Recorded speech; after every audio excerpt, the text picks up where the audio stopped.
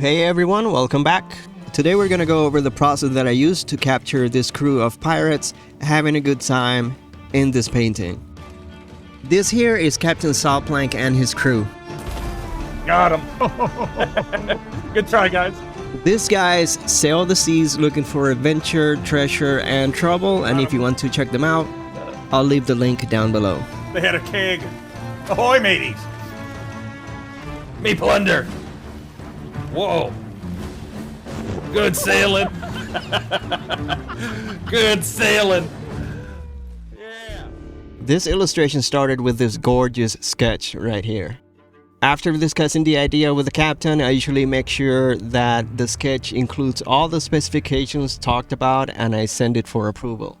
It's a proof of concept. After that, the process repeats at every step until each piece is complete. The reason it is important to do this often and early is because you don't want to work on an image for hours and hours and then when you share it for feedback, it turns out that's not what they wanted. Share often, share early. Also, it is important to let them know when you're about to start rendering. Give them a heads up. Hey, I'm about to start adding details. If there are any changes to be made, now it's the time. It's going to be harder to make changes later on. If you're dealing with someone with common sense, they'll understand what you mean. Here I'm starting by refining the sketch that I showed previously.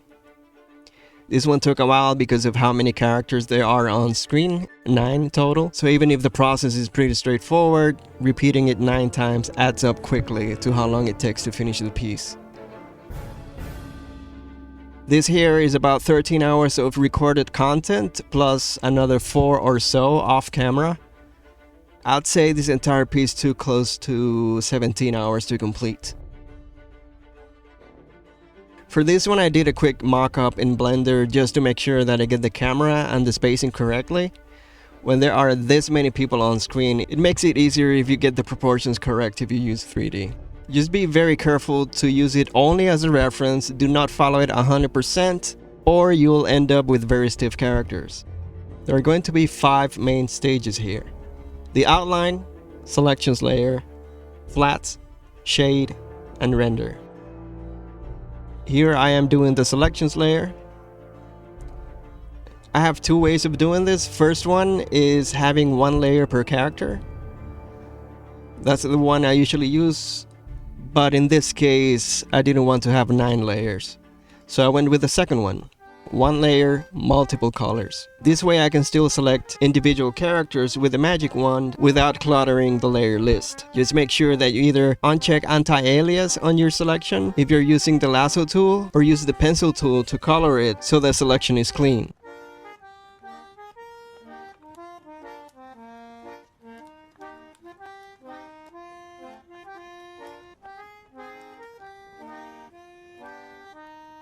This here is what they call shading. It's basically defining light, shadow, and a little bit of local value.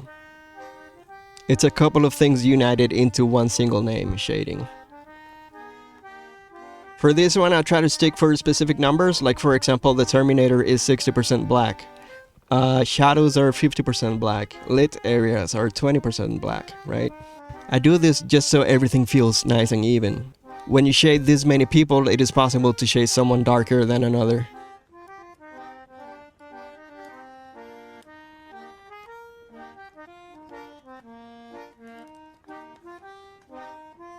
At the end here, I zoom out and adjust the overall shading so that the attention is focused once again on the main character in the center. For flats, I first lay them out without much care. I'm just color picking from the references and throwing them in there. The point is to pick the correct color and get them in the painting. And by the correct color, I mean the local color. Don't pick from the lit areas, don't pick from the areas in shadow.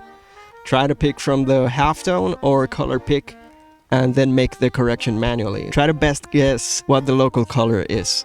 After I get them all, then I dismiss the references and I clean up the edges.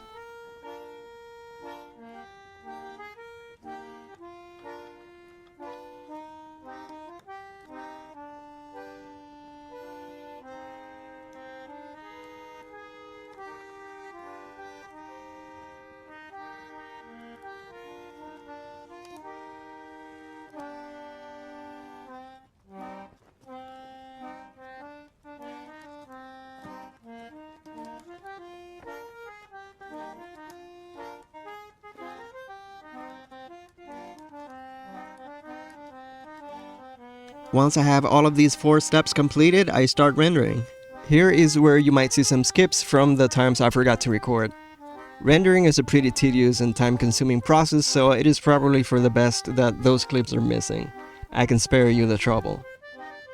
You can see here that the render process takes place on a new layer set to normal and placed above everything else.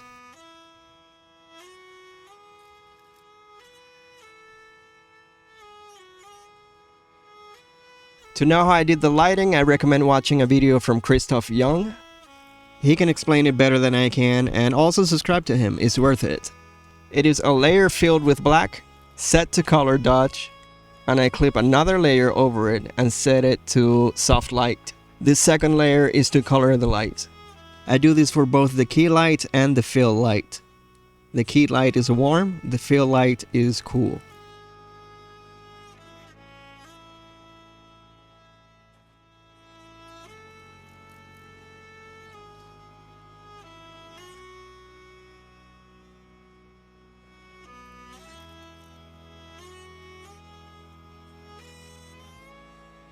Unfortunately, towards the tail end of this piece, I was so focused on getting this piece done that I forgot to record some sections of it, but I'll be around to explain the missing sections.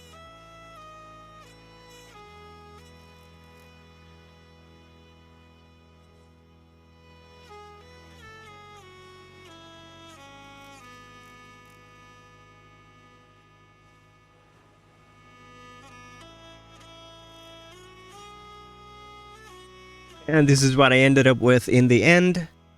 The background, it's really not important to me, so I logged in the game because I also play Sea of Thieves. I went to a tavern, I took a screenshot, blurred it, set it to 50% opacity, lined it up with the horizon, and patched the missing areas. That's how I do it. If you want to draw your backgrounds yourself, of course, by all means go ahead. For the type of illustrations that I do, they are not important. I also had 3 correction layers, 1 color balance to unify all the flat colors to the warm palette of the tavern, 1 to desaturate the colors. If you go back a bit, you see that they came out very saturated, and another to adjust the curves. I made a vignette to darken the edges of the painting and make the captain in the middle the focus of it. And lastly, I added a noise layer. This is preference, of course, you don't have to do it. And there you have it, Captain Saltplank and his crew. My socials are linked in the description. Thanks for watching. See you on the next one.